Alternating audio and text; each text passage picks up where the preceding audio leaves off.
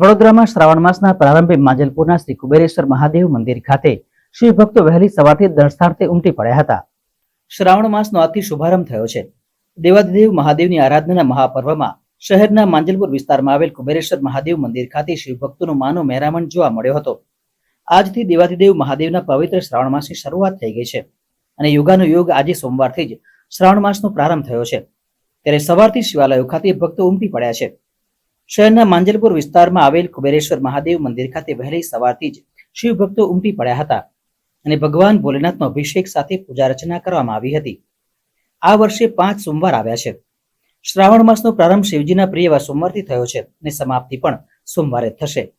શ્રાવણ માસ દરમિયાન 5 સોમવાર આવશે, જે 5 સોમવાર સહિતના દિવસોમાં શિવ ભક્તો દ્વારા ભોળાનાથને રીઝવવા માટે વિશેષ પૂજન અર્ચન અભિષેક કરાશે તથા શિવજીના વિશેષ ડુંગા દર્શન કરવામાં આવશે। ત્યારે શ્રાવણ મહિનાના 5 સોમવારે શિવજી પર વિવિધ પ્રકારની વસ્તુઓનો મહિમા વિશેષ છે। પુણ્ય પવિત્ર શ્રાવણ માસથી શુભ શરૂઆત થઈ છે।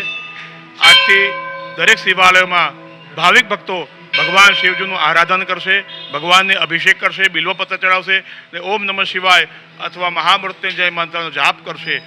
આજે 3 વર્ષે આ શ્રાવણ માસ આવ્યો છે કે શ્રાવણ માસની શરૂઆત સોમવારથી છે અને છેલ્લે અમાવસ્યા પણ સોમવારે છે।